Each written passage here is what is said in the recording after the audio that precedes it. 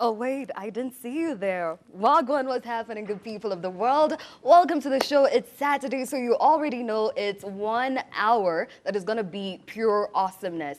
This is Chit Chat na kama kawaida mbogi iko ready. My name is Aziza Hashim, aka King Z, aka the Media Messiah baby. And today, before atanianze, I have to give apologies on behalf of my baby Re. Ayuko leo yani ako pale mtaani akibonga riba zingine. Yeah. Niambia hivyo. If you're wondering, yeah, akituma mamesunje. Someone represents vizuri sana. If you're wondering who I'm talking about, ni Sweet Boy Tam Tam, MC member interesting. The only virgin boy in Kenya with 7 kids. Hakuna mwingine na by the kujeni muone. And this is Chit Chat. So the whole mbogi is here. So Uncle Alex, leo naona Prince sijui watu mlikuwa nataka kutushtua lakini hatujashtuka. We wacha kwanza before we get to Alex. We've brought you someone from Hey, Britain. Save the best for last. Nani mkisi? Tuendelee. Mashakura is blushing all the way. We're sorry. Kwanza na watu ordinary. All right. Kwanza na uncle. This is your guy, this is your uncle Mr. G called Alex Chimutieno and be here. Leo ni kumoto. Hii set sijui wakisi wawili lakini moja ni wa kuomba. Jua kusulu. Oh well, yeah, today I am blushing, I am behaving, I am sweating. Yeah. Prospect. You'll know why by the end of the show. My name is Nashipai Kisenya, or you can call me the Queen of Mashakura. Karibuni sana. And my name is Newton Ogero. For a long time nimekuwa mkisi peke yangu hapa. Huko gym. Sawa. Okay, welcome to Chit Chat na venye nilikuwa na kam nilipata Don't feel the pressure. Ongea tu Kiswahili. Venye nilikuwa na kam nilipata tent fulani hapa nje. So nikakimbia nikaingia kwa tent. Sijawahi hema hivyo. Yaani mmeget tent hema bado. Okay, acha nijaribu nyingine. My name is Newton lakini mnaweza niita Medulla because kwetu ni Langata as in Medulla oblongata. Wow. What? Tiffany, unahitaji maombi? So it's my turn. It's my time. Rocking without makeup is a serious flex. It's your girl and you're the top. We are sorry. What? Hey, we are sorry. What? Sorry. No. I'm not yet done with my introduction. Wait, I was index 1. Damn. AKA mtoto wa pasta. Praise God, Daddy. The video vixen. And the only beautiful lady with that short skirt. Where? And cute sexy legs. Keep it chicha. Where?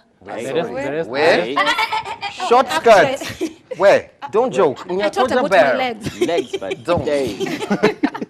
Don't. Beautiful, but they don't have cute legs.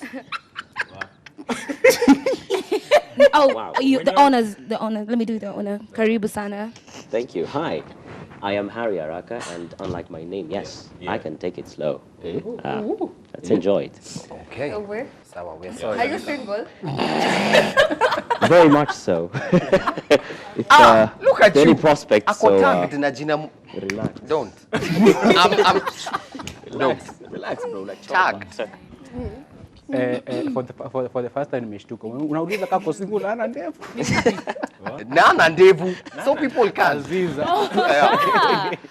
Okay, guys, I'm never that confused. I don't understand this voice in this room today. It's like shaking. Can you guys feel that earthquake when I'm on my own? Anyway, it's Nyakojo Bear, aka Gojoson 2.0. What's happening? Yeah, I was trying to mimic you, you know. Get the vibes. Yeah. Anyway, my God. Another thing that I have to put out there. Now these Our legs.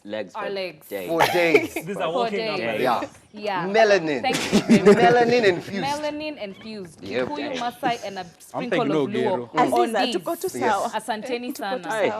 Yeah. Aziza kona nazo kwa magoti. We're sorry. Nash, next time. Chris. James K hapa ndani. Pale Instagram, it's at @black_K_Prince. Welcome to the show. I don't understand how you're confused. No, I am not confused. I am letting people speak sababu no one wants to hear us speak. Sema chicha. Sema chicha. Wewe ndio unataka usikike. Welcome to Chit Chat. Yani leo ni Angie tu ndako sawa. Angie amechoka na sauti za majuu. Anataka play Kenyan King. Yeah. Cheza maloko. Yes. Cheza hapo maloko. Kukuwa na best ni tamu hivi. Nilikosea wapi? Na niliambia mamangu asinipikie chase za tangawizi nikiwa mdogo. Now, on to the first topic. So the first question is, she's not a whore. She's just sexually liberated. It's the world that has double standards when it comes to labeling true or false. Tule? Mimi ni Newton. Wait, kwa niaba ya mimi Newton na member akiwa nyumbani tunaomba Kizungu. Nash, break it down. Break it down. Nami pia niongeze kwa WhatsApp list leo. I don't know if I have this. No, sasa amesema the point is double standards tunakuanga nayo kwa society. When you now say is she a hoe or not. So according to the question, is she a hoe or is it just mbona unaangalia hivyo? Sasa ndio explain. English. Okay, Uncle Alex take it. No, that's what I'm trying to say. So you could explain English. Aziza tuelele. Okay, let's continue. Explain, go. Tuelewe. Okay, guys, here's the thing. But we are serious. Elaborate. I really wanted him to repeat. Not because I didn't understand, but I just wanted him to We want to repeat. swim in the voice. But Ayabas, we're sorry. No, it's okay. We are good. When it Ooh la la. when it comes to, there's a very thin line between being liberated sexually and being a hoe.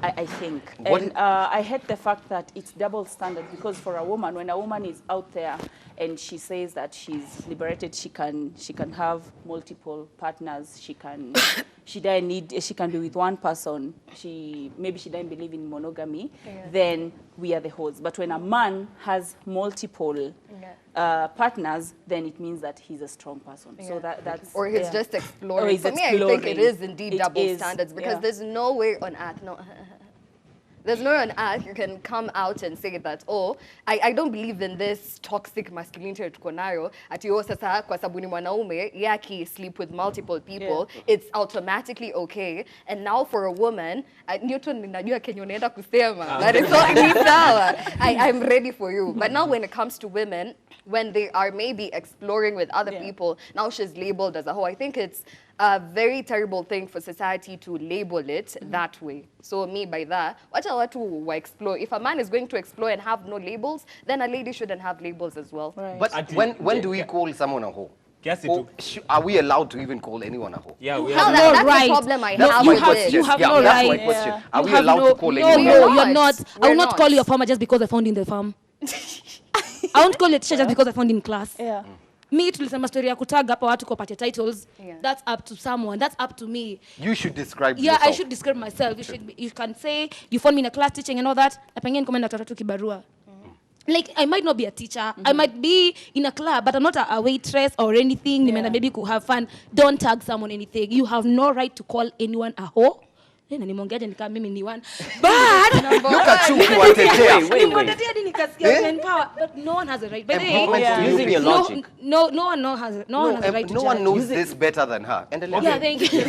No one can wanasema hapa hivi nasema like she's not a hoe, she's just sexually liberated. Liberated nini? When inch unapiganiwa, when call a spade. When you sleep with many people, you are a prostitute for life. You are a hoe. Hakuna sexually liberated. Are you a candidate? Okay, so how many is many? How many is many? Angie, tell us how many is many. No, wait, tell us. You're the one who was talking about How many is many? Let me tell you guys. The thing is, 100, a million, depending on who you are. Yeah. Chances are, when you find a man calling a woman a hoe, it's because, to start with, sorry, but it's because someone is not of your class, and you know very well you can't meet their standard. So at the back of your mind, because of bitterness, like, she's a hoe. No. But let's be honest. I know several men who actually tag women this bad names because maybe alikukata or something. Because I know we are very egocentric. Yeah. But to some extent, me, I'm a strong believer in not labeling anyone. Don't label people. I don't believe you should call anyone a hoe. Yeah, kijita hivyo, then you can take it from her. But see we tag. That's what I believe. Using your logic, if I find someone using your what? Listen logic. All right, bring it If on. I find someone stealing, I can't label them a thief. They're not a thief. They're not a thief. They're not. Unless they say I'm a thief. I'm Yes, stealing maybe this. ni They're innocent until proven Proven, guilty. exactly. Even if they have the evidence. So it means, Anyways. kuna point itafika, then Sawa someone yangu. who has been maybe Unaharibu vibe na vile watu walikuwa na swim. Yeah. Watu walikuwa na swim, unaharibu vibe. It's okay. Sorry. Anyways, the reason there's a problem, especially when the sexual liberation of women comes into play, is because you hold the power. You hold the keys to sex, not men. Right. What? You hold the keys. Because if, for instance, if I'm going out with her, right? She's the one who's going to determine if we're going to sleep. Or not. She is. If she doesn't, it's not happening. If I force myself, that is something else. So the reason people tend to associate ladies who are sexually liberated to being labeled whores or prostitutes is because because you have the power, if it's easier for people to come and get the services from you, it is not the same to me. So it takes much more effort for me to get sex from you than from me. That's why this issue inakuja. No, it's okay. It's okay. It's okay.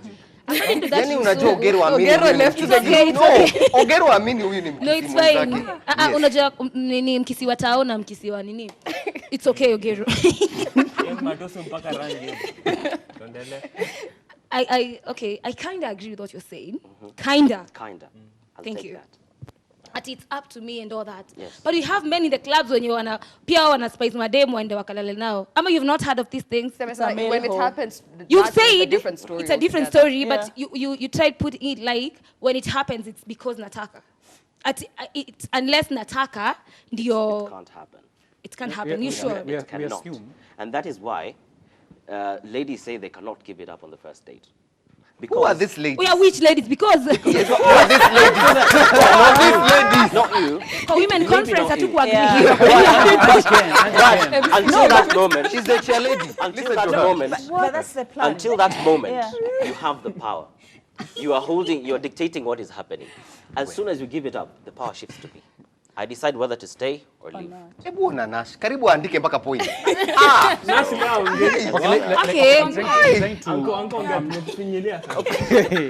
Okay. I'm trying to assume Twendeni break. The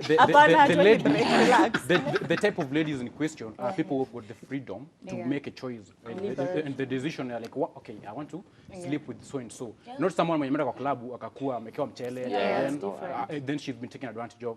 But I kind of choose to stand with Harry. But okay, I agree with the point that dem akiamua, like ukisema no, it's a no. But now what happens when now this man decides to go experimenting with this? Like it is true, we shouldn't dab. Like we shouldn't name anything, label anybody like you're a prostitute, you are a hoe or something like that. Because this man, according to Harry, who is like going outside there to try and then hiding below the fact that if the lady says no, then ni sawa. If she says yes, then I'm free to go and sleep with him, with her. So why can't we say that this man is also being promiscuous? Right. Right. Yeah, the same thing we said when you were talking about someone being a thief and stealing. It has no gender attachment to it. Like, hakuna venye nitasema, oh, now this is the man, that's why he's a thief. This is the woman, that's why he's a thief. But when it comes to gender, do not ever label someone, for me personally, and this is my opinion, you should never, if you can't call a man that, why would you call a woman that? Why would you call anyone that? But guys, listen. Unajua, let me tell you, why are when you a calling man anyone akienda- that? That's mwanaume what akisleep na watu It's okay. wengi, Let me and enough experience, they come perform vizuri. But when the woman does it, it's a different thing. What? Because now What, Ogero? huwa nasema, na nishaiwaambia, kwa nyumba mtu utembea na charger. Si socket, unaget? Charger ndo utembea. Huwezi beba socket. Socket inafaa ibaki. Unaget? So charger ikienda kwa inawekwa kwa socket zingine, but socket Guys, kwa Can I tell you kwa something? nyumba. If any of you are raised up, new friends, have people like Newton in your life, run. Shut your ears. Do anything. Get earplugs. Don't let it seep in. Don't let it seep in. This is nonsense. Not nonsense, sorry. But this is some that you are speaking. Because Because first of all, there's no way he's gonna use us as being sockets or chargers. And I guess that's how you guys start. You objectify us, and then you label us. Before you know it, we're just little objects. Now you should go to different women to use them as. Are we in the fight? Are we in the lab? Do we look like small mice to dissect and experiment for you to come back to and be like, oh, now Angie's no. Wow. That's because I'm not a mouse. I'm a perfect lady trying to speak some sense, and like you who's comparing us to experiment. Whoa. Another thing that I'm trying to tell you guys out here, the thing about labeling, I think it's also because of how we've been brought up. Yeah. You know, if you think about it abroad, a sexually liberated woman is someone who's celebrated. Abra what? It's someone Abra what? Abroad. Yeah. You see what I'm trying to tell you? Like abroad, if you're proud of your sexuality, whether you have a different sexuality or how you speak about your body count or whatever, sometimes it can be uplifted, it can be upheld. Yeah. But here we are so used to being told if you don't have only one man or if you don't get married to this one person, having more than 3-4 bodies is seen as a bad thing. Yeah. So I feel like that's also how this labeling of victimization comes in. Yeah. So I think labeling comes in because traditionally or from way back, it was a woman. Men are naturally polygamous, so they say, right?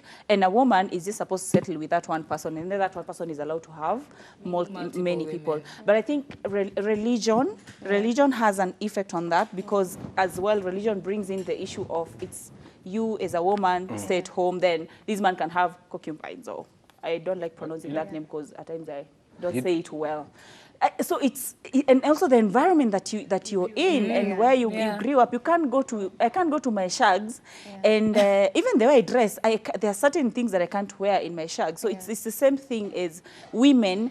The reality is, as women, we are supposed to live in a certain way. Yeah. That's how the society is. There's nothing we can do about it. What? No. There's something we can. Let me tell you. The reason is to about it. Imagine. This is why we have this Let me finish. We're having this kind of conversation, but you guys need to just like have a reality check. And this is why I'm saying this. Even when it comes to the story of my dress, my choice, honestly, you as a woman, there are places you cannot risk.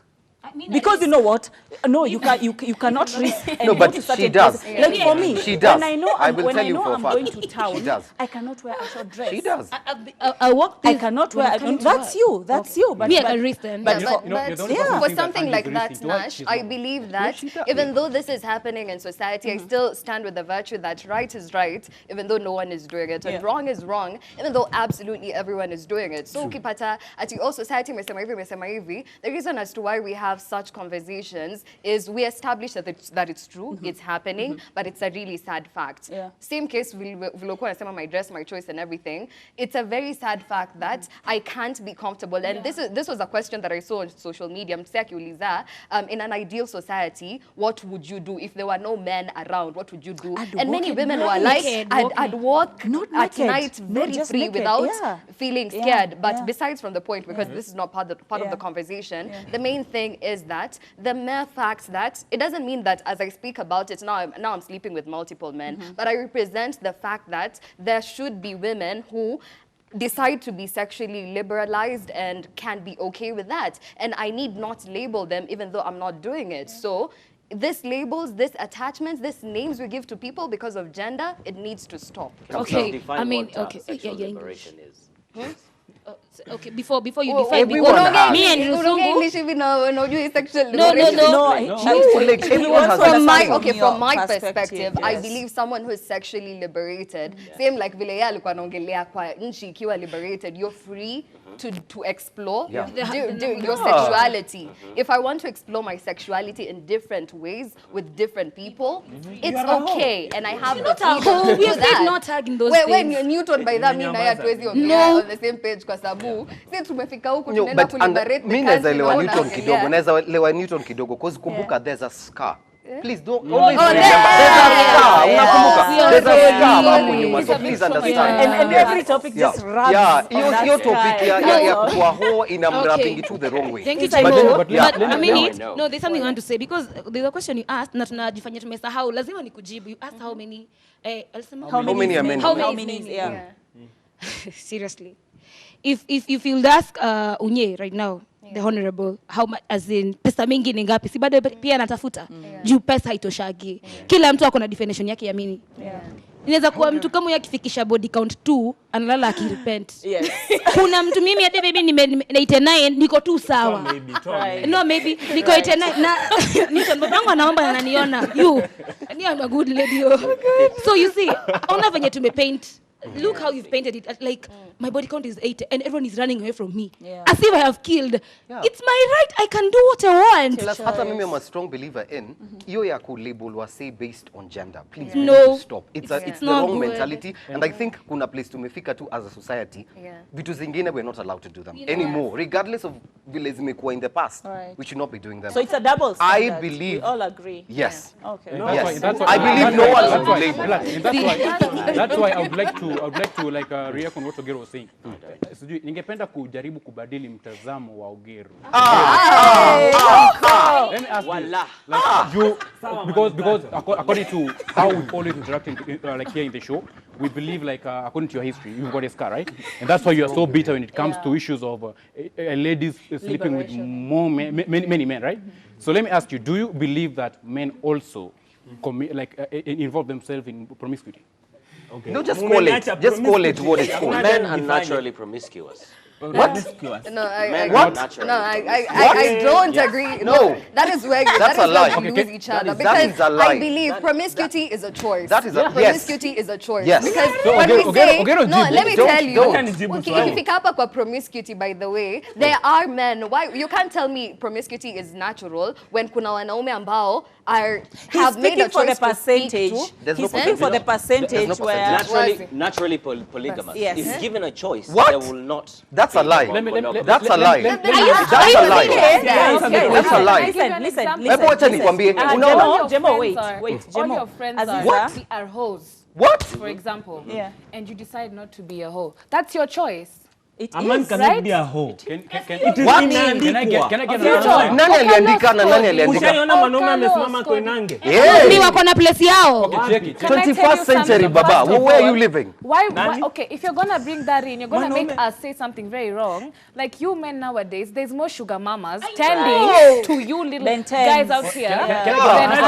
Alafu wacha hivyo. Of the old. What? We love Ogero. There's nothing like sugar mommy. We should take care of our elders, and that's what we are doing. As we are passionate human beings. Okay, let me get this.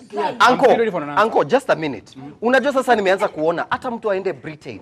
Embarambamba iko tu ndani. It doesn't change. Embarambamba it's still inside. Guys, listen. I think we are not going to finish this topic clearly. But then, guys, and here's the thing. I just want to say this just once and for all, right? Do we disagree on labeling? Yes. But we are also coming from a society where there's a reality, there are things happening, and when people are sharing their experiences in this set, it's because of what they know. You get? It's because of what they know and what they've seen and what they've experienced. And we can change each other one by one, but let's also not fight the fact that there are so many things which are happening on the ground. That's all I wanted to say. But this is a genuine question. Am I not going to get the answer from Ogero? I'm so sorry. Can you just talk like behind the scenes or something? Thank you. Hari ashaongea. Wacha wafunge show. Question 2 asks if is the relationship over if your parents do not approve? Yeah. Imeisha. Wow, that's a tough. But these are things that are happening out here. For me, I'd say it is not over because of this reason. reason. From the woman, like if your mother tells you. If my mother tells me, because let me tell you something. Yeah. I've seen people who, and I'm not saying it's good to depend on someone who you've just met over your own family and maybe your mom who's given you life. But I've seen people who've been so broken in their families and homes and go through so much toxicity that when it comes to a point where a man might give, and it might be a man or a woman giving you that peace of mind, where you know it might not be all rainbows and sunshine. I'll have my thunder and storms here and there, but I can just have a level of my sanity and peace. I think it's totally fine. Run to your significant other to be true. Unacheki haiwezi work. I have a friend. Acha niwaambie iko hivi. Ni mkisi kawaida. Nasemanga wakisi tunaona. So this guy alienda kupropose kwa demu yake, right? Ameenda kwa parents. all of a sudden they were from a different tribe, acha niseme. Wanaenda wanamuuliza, "Oh, nasikia mnakalianga kifagio, oh, nini?" Akasema, "No, mimi hata sijui manzi hizo stuff." Sikaisha hivyo. All of a sudden wamemove na dem kila kitu inaenda fiti. Anything small ikifanyika, dem hata kwa mgonjwa na malaria, ati wamemfungia majini. Majini nini? Some people as in unashangaje. Hivyo na hivyo ndio iliisha. So wewe kama mzazi wako hakutaki, wewe tembea. Because wacha nikwambie sahihi, unasema hapa hivi really. Nani mamako akataa ichali unapeleka home. Amewahi. Akikataa si unaona hata ujiforce aje mwisho utarudi kwa mkoro una get. Utafanya Kenya anataka. Not I didn't. So utarudi wewe ni anji sawa ndio maana. Thank you. So me watu wanatoroka wanaenda hadi US, don't forget. For me I think I'd look at it from 2 points of view. The first one, speaking from as a parent, parents tend to see things that we don't, and they sometimes they can point out things that we overlook because we are smitten and we're in love, and you know, and when you look back into things to do with zamani, you know, the way kitambo they'd send someone to actually go and find out about that family, how they operate, kama wako na mambo kama hiyo ya paka na uteo and all that, and then they'll tell you don't marry from that family, or they know a certain character or certain behavior or a pattern of how things are in that family, and they deny you that. But then again, I also want to say that they are toxic parents. They are very evil. I was coming to that. Was about. Yes. No, that's what I was saying. About. I'm looking at it from these 2 points of view. So you as an individual, you need to understand. Did you bring the first person, mama yako akakataa, the second person, mama yako akakataa, maybe anataka kukuoa. So my point is you also need to sit down as an individual and look at it. Is it from a good place, or is it just this person is bitter and they lived a very bitter life in their marriage and they're projecting it to your life? But let me say something. Let me tell you. Umesema kitu tamu sana hapo. People unapata mzee anafanya kila kitu yenye mzazi wake anasema. Let me tell you. Not si ati jumsema amekupita miaka kama is your parent na maanisha ako wise. Even fools grow old, una get. Angalia Alex, angalia una get. Yani Alex amekaa tu hapo na glasses, anafikiria tu hapo hivi. Alafu unamwangushia mtu Alex hivyo. ameniangalia vibaya. Ilikaa tu poa kuweka jina yako hapo. Lakini pole. Tupeleke break alafu tuambie. We are going for a short break. Tukirudi tuma messages pale WhatsApp kwa 0777672230, na kama umemiss anything or any of our previous episodes, enda pale YouTube at Ebru TV Kenya. Watch our previous episodes. Tunarudi Alex anijibu. Welcome back, guys. Okay, before we went for a break, we're having a very heated topic here. Like nimecheka sikia hadi sauti inaenda Akiogero, please. Please. No, it's not a comedy. No, Alex is about. We goja. It's about to. Anyway, guys, continue interacting with us on all our social media platforms at Ebru TV Kenya. On all social media platforms apart from Facebook, Ebru TV KE. Alafu kama umeingia tu saa hizi chubui ama mtu anaingiaga by the tifu. Ina depend kama wako wakisi na matope kwa mguu. Ina depend unaingia wapi. Make a joke. Ina depend umeingia kutoka wapi na umeingia saa ngapi. Just go back to YouTube at Ebru TV Kenya. #chitchat. Unaingia kwa nani? Wacheni joke. Otherwise, remember we miss you. What did you have to say? Remember we miss you. Okay, angekuwa hapa. No, angekuwa tutumie messenger member ukiwa pale nyumbani. 0777672230. WhatsApp number ndio hiyo. Manze member we miss you. Remember angekuwa hapa angesema hiyo story vizuri. Tutamuuliza views zake. Cause I'm coming back to you again. Akikuja na kuja na bodyguard. You relax. Ulikuwa unaambia about maturity. Alex. Mimi by the way. Sir. I'm not going to give this guy a comeback. The fact that ana appreciate and ana recognize the fact that I'm old, it means that hatuwezi kukaa naye kwa class moja na tuanze kuargue vitu kama hizo. So, on to the topic, I'll say despite the fact that tuna like kitu yenye wazazi husema in our relationship matter, I tend to think that when it comes to like now marriage, ikikaribia huo wakati, like you and your partner, you've taken some time and now you know like this person is maybe good for me, or maybe kama uko na second thoughts, you know how to navigate and go about them. But now, like whether a parent will say yes or no, the effect on me will depend on after how long is my parent coming in to tell me that no, don't go with so and so. Like maybe nimejoa naye for like 2 years, and so we've known your mom forever. Relax.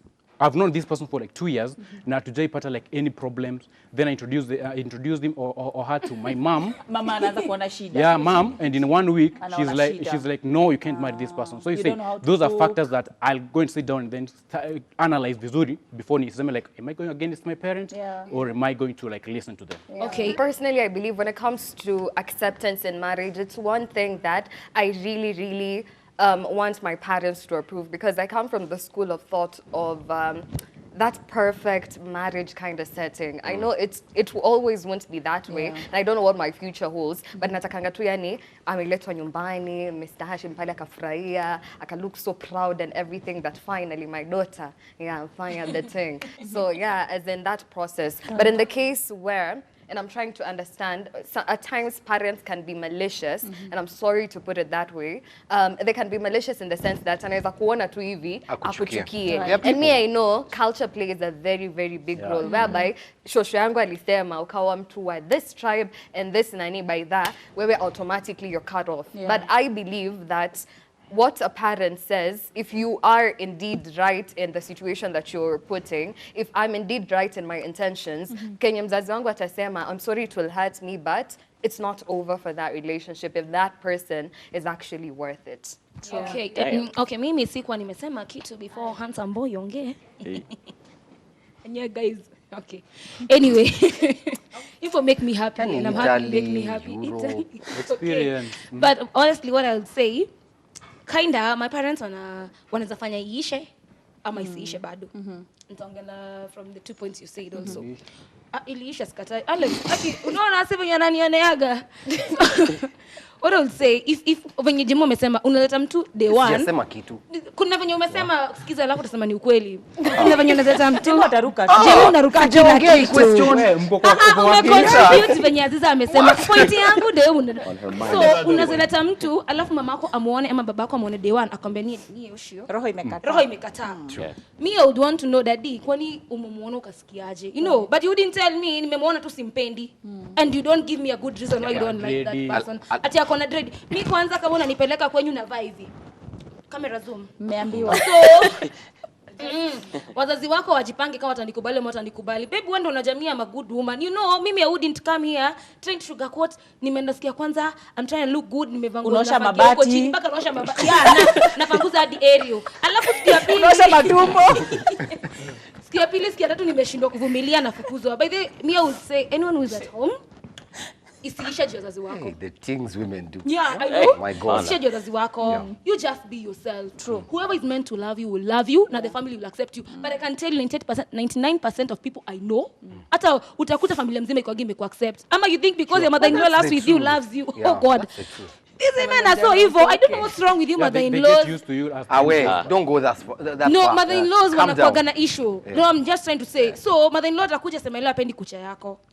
Tena kesho unainama sana. Ama upikie mayai sema unamuua na allergy. Na juzi ulimpikia mayai akakula. So you see, me I would say, wazazi wako wasikwe reason ya kustopisha unless they have another thing. Plus pia unaweza kuta venye tumeongelea about something to do with religion. Babako anasema sasa mimi babangu ni pastor, maybe anaangalia pale kwenye sadaka anaona napeleka kwenye chamba ingine huko maybe kwa Muslim and all that, maybe. But tunaweza kaa chini to agree. Maybe tutakuwa tunatuma sadaka mwisho wa mwezi. You know, these are things we can sit as parents na nyamaza. I'm trying to make these people wazazi waelewe. Hizi tunaweza kaa chini to compromise tuelewane. By the way, anaweza kuwa akifanya hivi. Maybe apendi dread. Akikuja home atakuwa anafunga kilemba. Hizi vitu cause mimi imagine mama yako anakuambia apendi dread. Anyoe alafu ukosage tano kwa nyumba. Just because you're making your parents happy. Afungage kilemba. Tutakujaga na karasinga. Let me say this. I get what you're saying. I get what you're saying. There are mothers who are overly protective. And I get that. But me nitasema hivi. I don't think it's from a malicious standpoint. It's just that I do not Sometimes think... it is. Let me just say, no, I don't think it stems from that place. What I think happens is that to every man, there's never going to be a man who's perfect enough for the daughter. That's what we know. Sure. And for every woman, there's never going to be a woman who's perfect enough for the son. And that will always be there. In spite of them loving you, in spite of them not even having an issue with you, they will always see you not doing right by their kids. And that's allowed. That's never going to change. And don't break your back trying to impress them. Don't wash my but body. Exactly. But sasa hiyo point ya kusema ati unapeleka mtu kwa wazazi wako akiwakataa umefunga story. I don't understand. This relationship ni wewe wazazi na yeye ama what relationship is this? Because for me that doesn't work. Guys, here's the thing. Ladies, please don't marry mama's boys. Where? You're just Jema umeguza. Calm your titties. Where? Chill. Calm down. He doesn't have any. Calm down. Skiza Jemo, akona nipples. Niko nazo. I am saying and I'm saying it very outrightly. Do way. not marry mama's boy. You're just getting yourself in trouble. Period.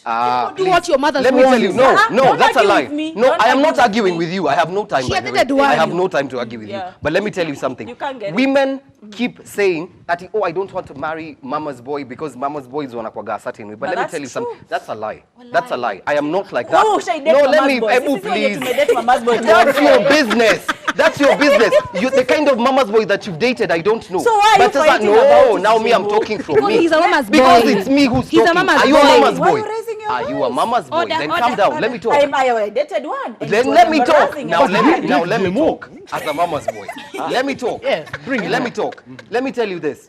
Women out here are saying, oh, we want sensitive men. We want men who understand how to treat women. No one will treat you better. How sensitive? How sensitive? By crying. How sensitive do you want? Me, I don't want a sensitive man. You want? Mtu mwenye hana feelings. Mwanaume ni cactus. Go, enda ukadate mawe. Tusumbue hapa. Enda ukadate mawe. That's good for you. Okay, listen. Yeah. Good for you, mama. Good for you. Can we get a bit personal? World War III. I was trying to say so. Anyway, I was saying, for one, I feel like mama's boys are still people who need to be accepted and loved. I guess we just all have our different types. Right. And it can happen. Because like for me, I have a brother who's the only boy. Trust me, the times I will be like, son, you're going to have a wife and you're not going to stress her. So it's just our responsibility also with the people we have in our lives.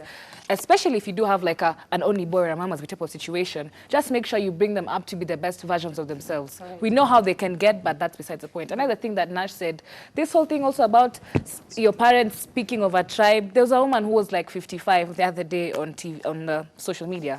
And she was like, I feel so bad for listening to my mom for rejecting me to marry a specific tribe of a woman, of a man, because in her past days, her and a friend of us, like Nami and Aziza tukosane. So Aziza to tell the son, let me never find you with the Luo woman. Let me never find you with this. So such things also, don't bring out your past and all that you've held down to your parents. And another thing that I've also seen, just because maybe the person who you're in love with comes from a single family, don't also put that on them. Right. I've seen families whereby it's like, oh, Tiff's mom is a single mom, so she cannot handle, she's not lived up to a double, like a man and my wife type of house situation. So it has to be a very, very deep, oh my God, I don't know what reason you can give me. And another thing, if your parents truly love and understand you as their child, the same way we give them exceptions, the same way your parents can tell you something and you will not do it because you're like, okay, she's my mom and I have to be sane and think back. It's the same way I think parents out there, whether you're old school, whether you're from generations, whatever you've come from, also just take the time to understand your child, understand the reason they're with this person, understand them in a deeper level than looking at a person and judging them. And in 10 years, God forbid, when you die from some disease, they're unhappy and alone. Wait, changamka. First off, I have to say, this debate has been hotter than my ex. Anyways. The same answer. The answer from my standpoint. Relax. Now, from my standpoint, the answer to this, from my standpoint, is. My standpoint is, the answer to this is the same as if your girl asks you to spice things in the bedroom. Depends, right? Depends on the family. And depends on the person you're trying to date. So if the family is terrible, the person is great, it's up to you to decide. So you can't put a label on, not to use that one, you can't put everything in a box and say that, oh, this is your family, so no, what they say goes, or this is my partner, what they say goes. So it depends. If your family is good, if your upbringing and the cohesion and everything in the family is good, maybe they have a point. They want the best for you. But also, if your family is toxic, you will have to think twice before taking advice. So that's what I think. After thinking twice, you dump the family or you dump the girlfriend? Yes, you think twice. No, which are you gonna dump? Depends. Now it depends. Both. You weigh your options. Dump both and live your life. At times your parents can anaweza kataa Ziza, akatai Tiffany, akatai Angie, and ikatae. I mean, you as a human being, why don't you just sit and like, I think my mamzi is toxic. You know, and there's something she's projecting about this because you can't tell me all these women are all bad. She wants you to marry. Let me say something. Kidogo tu. I just want to say this. I am so against labeling. Me by the just understand me. I am against labeling in terms of gender, in terms of anything. I get that maybe you would have dated someone who's a mama's boy, who didn't treat you the right way or something. But do not label that usikwe that every mama's boy out here acts the same or is the same way. Unanielewa? Vile tunasema ati women like this ni whores or let's not label. That's wrong. Right. So that's That wrong. is more of generalization. Like parents-in-laws treat each and every person equally. Kama watoto wenyu, don't rush to say no, sitaki mtu mapo yake na kama ya Alex, masikio kama ya Ugero, kucha kama ya Jemo. So treat them as your children, then from there you can advise. So guys, on to our third question. Women can be vocal with the type of man they want to date when it comes to height and weight. But men are accused of body shaming. True or false? What is a lie? Relationship size. Look at God. I think we can let the men start. Look at God. The last part of the question. Okay, the question is true or false. Okay. Then they are asking, does relationship size matter? What? Anza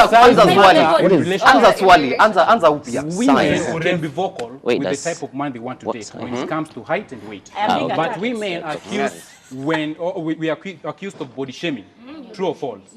And does size matter in a relationship? Yes, it does. Size ya Many things. Mwanaume, I think men first of all tuache kubody shame madem. Una get stop body shaming because I want to tell all the ladies out there, and I usually say hata ukiwa na matako ndogo utaenda haja kubwa. So let no one come here and tell you that sijui nini. You are beautiful the way you are. If he doesn't love you, move on to the next. You'll find the perfect person for you, right? Right. Sasa baba, hiyo ndo body shaming baba. What are you saying? You know, Ogero. Before you jump into talking about something, Please Google. Google is your friend. No, let me understand this. Right. If I went outside then say that, okay, according to me, Alex, I can date someone who is maybe say slender or something like that. Okay. According to Ogero, relax. According to Ogero, mtu slender ako na nini ndogo, ataenda haja kubwa. That's not body shaming. Like that's my preference. But now when you talk about body shaming, me going outside there. I think we're getting him wrong. He was just putting it as a disclaimer before we have the conversation. This is what we should do. It doesn't matter. Before the conversation starts. Wacha tuanze tena. Yeah, we are very vocal. Let's the vocal. Okay. We don't label and then for me, I believe the problem inakuja how you say certain things because having a preference is okay, and every human being deserve a preference. For me, if I want dark men who are like mandevu, kaza Osama, Poivo, and everything. Yes, my baby, back at home. I love you. Yeah. So if I want that kind of a man, that's a preference and it's okay. But the moment I cross the line and start saying that, mwanaume mwenye sijui ni light skin ama kitoka hiyo nini is this certain way, that is where we go wrong. Same case when it comes to men, when you start now saying at ututu dem tukonda tumana attitude ututu dem tufupi na watu umebeba, all the attitude goes and is recompensated from that the attitude. That is what we call body shaming. So I'm very much aware that I'm short on that note. Like the things you've heard. See, Jemo, I would say also actually na kuunga mkono sana the part of preference. People are going to preferences zao. Just because they don't prefer a short person and they want a very long human being. Uncle style. Uncle ni mfupi bado. Maybe kwa urefu ninataka you get. Unasema urefu hiyo ingine. We get it. Sindo nashindwa, but alikuwa kwako, silenza na wewe last week. I was saying, lazima tu mnika too short munichongoe. But I'm saying as in prefer kitu over something else doesn't mean that you're body shaming something or someone. But by saying, talking ill about it, let me clarify this. Because if I like Newton, mimi nasema mimi nataka wase wanyini wa dark skinned. Maybe you think I'm a kerere, no kerere si body shaming and all that. Plus, voice shaming. Unajua mimi nasema maybe I'm light, so I want someone at least to chocolate dark and all that. That doesn't mean nakutusi. Ama nimeku body shame by then.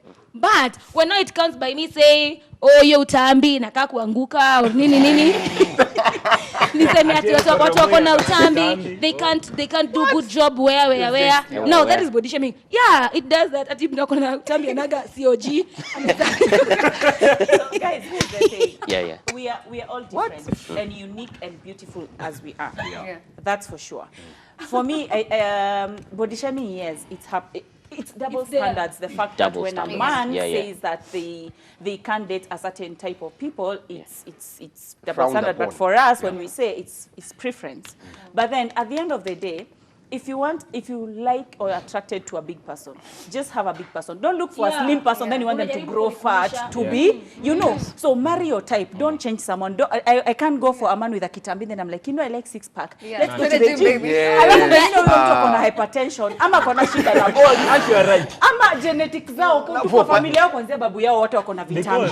I mean, so just go to your generation. Ama insist on ama mtu mfupi alafu unataka they're saying 9-inch heels. Ama mimi venye niko mrefu, uanze kuniambia upeni mademo refu. Kata miguu. Okay, iko hivi. You guys are saying something good. Preference. Kama mimi for instance, let's say mimi nataka dem petite. I love petite girls. Staki mtu. Peta what? Petite. Peta what? Petite. Staki, I want petite. Wenye wajaongea watatoa point. Nataka dem neza tukiwa kwa bed anzanekelea mguu kwa kifua. Staki mtu mguu ni hivi anakokelea unakohoa damu. Mtu yosi body shaming.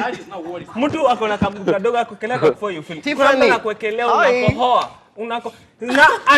Don't get me wrong. I'm not saying fat girls also matter. Fat girls also matter. Okay, fat girls matter. You matter. Matter is anything that occupies space and has weight.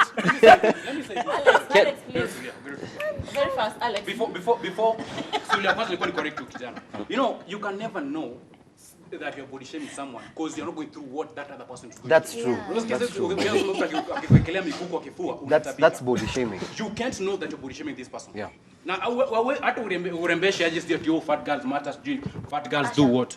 Angusha. Nimeangusha mic, Togero.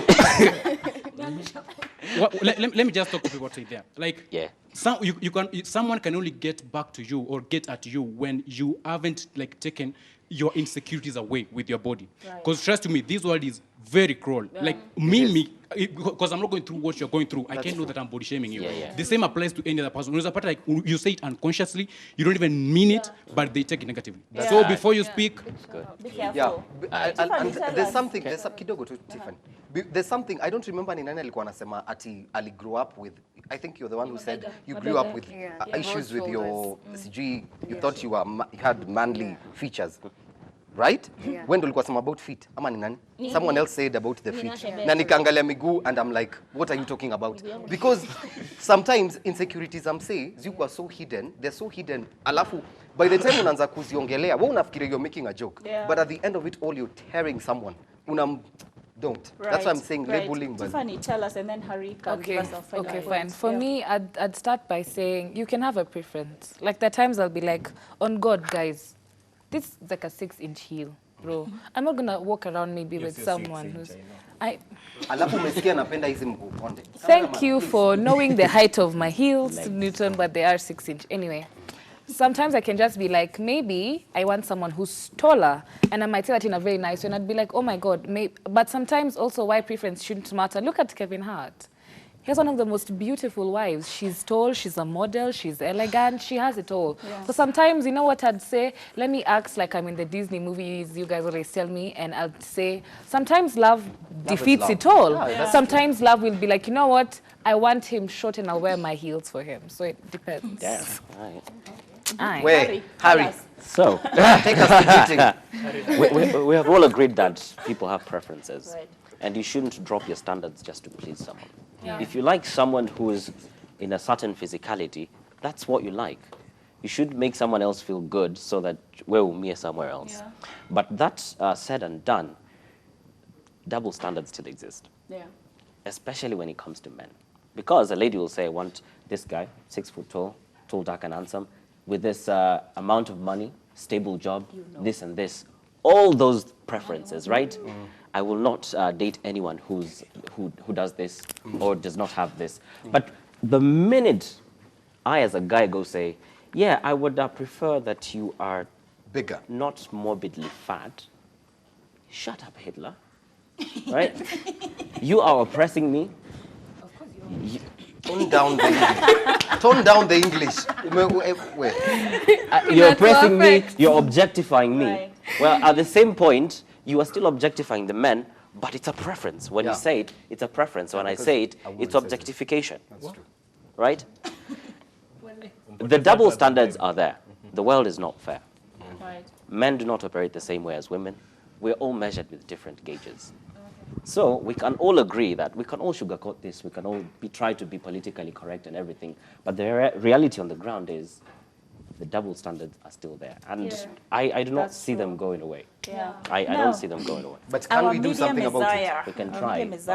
Kuna kuaga na kitu unashinda ukituambia venye sijui unajua. Sasa si leo tuoneshe. We have show us what you Mbona got. unataka kuniembarrass? Show us what you Unataka got. kuniembarrass. Oh God. Okay.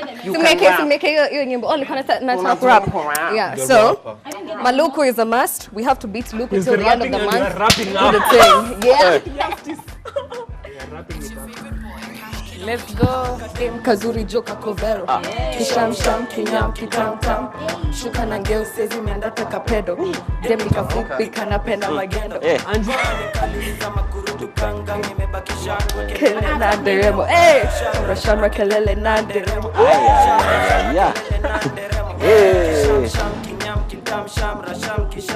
Kelele na deremo.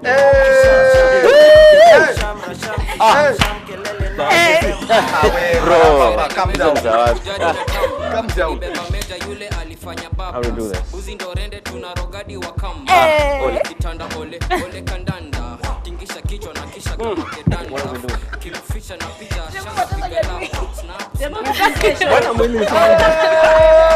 What umesahau bana? Your English inapiga hodi.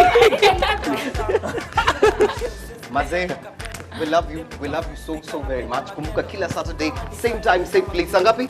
Sunday. Patane wapi? Hapa WhatsApp 0777672230. Facebook at Ebru TV KE, Twitter at Ebru TV Kenya, and Instagram it's at chichat_. Ebru chichat. Yeah. Ujifunza. Moreni. Ujifunza.